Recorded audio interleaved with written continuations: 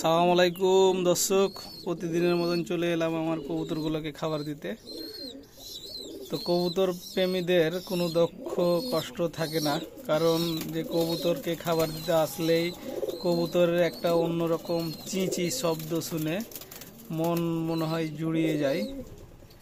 এই দেখেন আমার কবুতরগুলো বাচ্চাকে খাবার খাওয়াচ্ছে অনেক জায়গায়। এটা আমার কবুতরের খোপ, এখানে খাবার দিয়েছি।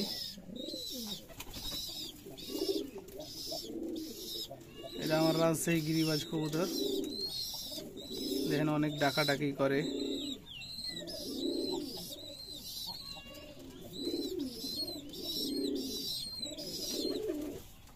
তারে আমার অনেকগুলো কবুতর বসে আছে।